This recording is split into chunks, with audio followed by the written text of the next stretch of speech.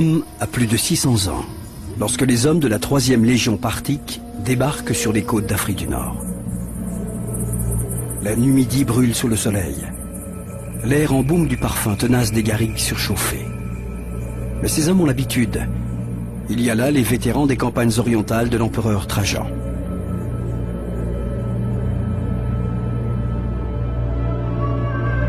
Nous sommes en 100 de notre ère. L'Empire romain est à son apogée. La ville lumière, Rome, est la capitale d'un territoire immense. La Méditerranée tout entière est romaine depuis 200 ans déjà.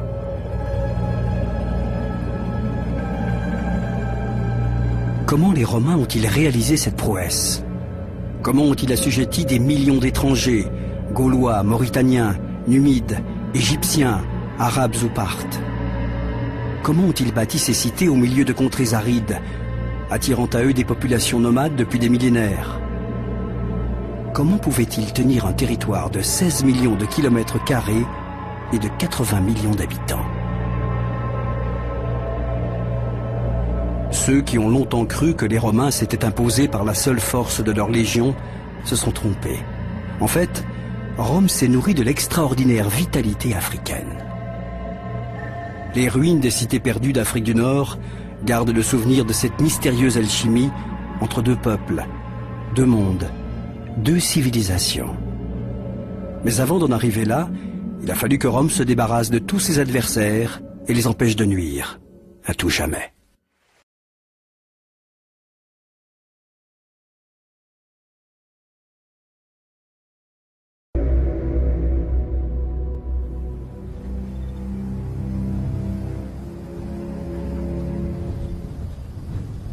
En 100, la 3e Légion Trajane s'est installée à Timgad, en Afrique du Nord.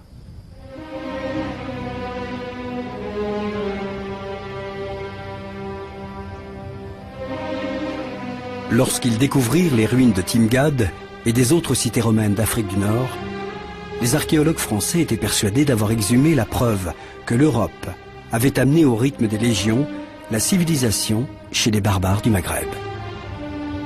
Ils justifiaient ainsi la colonisation de ces territoires en faisant des troupes coloniales les nouvelles légions de l'Occident.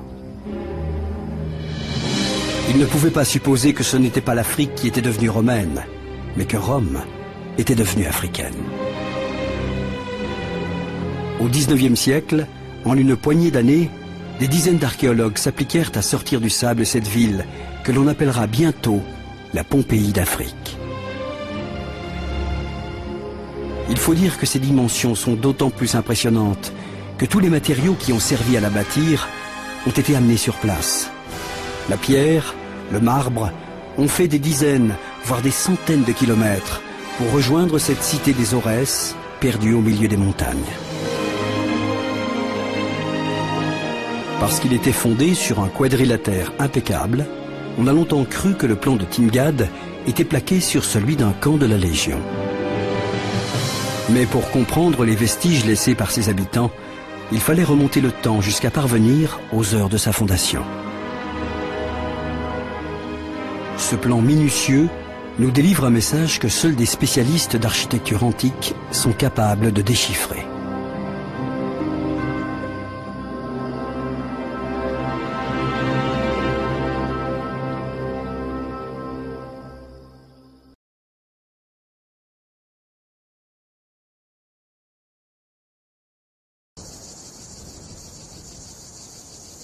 Ce forum, ces bâtiments publics, ces édifices religieux, toute la vie municipale qui s'y rattache, apparaissent comme une énigme. C'est une copie miniature de Rome, mais pourquoi faire? L'archéologue algérienne Nassera Ben Sedik a consacré sa vie à l'antiquité romaine en Afrique du Nord. Elle sait que la civilisation punique n'avait pas attendu les Romains pour construire des villes sur les côtes de Méditerranée. À l'intérieur des terres, cependant, l'urbanisation était moins répandue. Les hauts plateaux dans lesquels Timgad est enchâssé abritaient le plus souvent des populations nomades. La région est loin d'être un paradis luxuriant. La présence de la cité en ce lieu est un mystère. Sur quelle richesse comptaient ses fondateurs?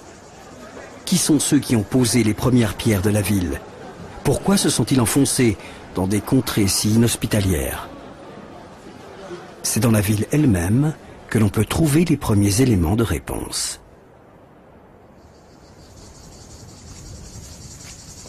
Timgad, comme tout le monde sait, a été fondé par l'empereur Trajan en 100, au départ avec un petit groupe de citoyens romains, parmi lesquels des civils et des vétérans. Alors, ce qui nous intéresse, nous ici, puisque c'est pour montrer que c'est un des rares vétérans dont on ait des traces, et qui était au moment de la fondation de la ville, c'est surtout donc cette expression où on sait donc qu'il est missi honesta missione ab imperatore Traiano optimo Augusto Germanico Dacico Partico. Ça veut dire qu'il a été envoyé ou renvoyé en congé honorable par l'empereur Trajan, ce qui pour nous est très intéressant. Ça veut dire donc que c'est le moment de la fondation, et surtout le congé honorable veut dire qu'il est à la retraite, c'est un vétéran.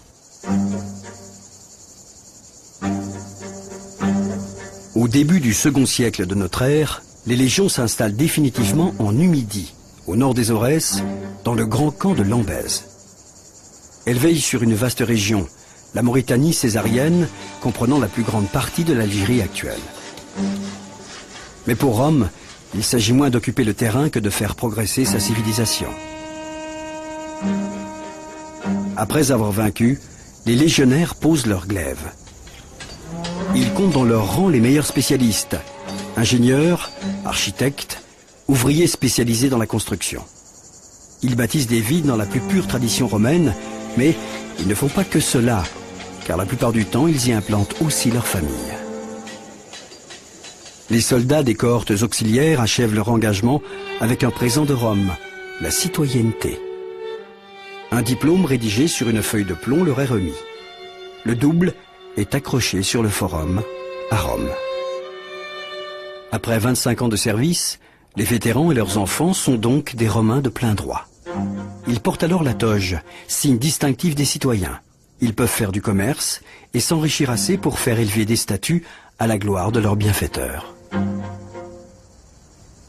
Rome ne compte pas seulement sur le côté militaire de sa mission, elle compte aussi beaucoup sur l'attrait. Il faut attirer les populations, il ne faut pas seulement leur faire peur ou les combattre.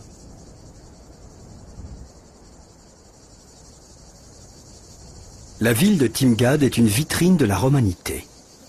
Elle ressemble à toutes ses sœurs fondées autour de la Méditerranée, reliées entre elles par 90 000 kilomètres de voies pavées. Ainsi, le voyageur n'est pas dépaysé. Il chemine dans un empire qui affirme son unité. Mais ce que Timgad offre aux voyageurs et aux populations locales, c'est l'accès à un cadre de vie sociale, religieuse, intellectuelle. La ville est un centre d'activité économique incontournable. C'est aussi un lieu de plaisir et de délassement où s'épanouit le mode d'existence des Romains. Nombre de maisons possèdent un puits. La ville abrite des lieux d'aisance comme des latrines dont certaines sont chauffées en hiver. Le moindre accoudoir sculpté sert Rome par la beauté de ses courbes. Il faut imaginer le regard émerveillé des nomades, découvrant la Timgad romaine, merveille d'architecture, maîtrisant une denrée rare dans ces contrées, l'eau.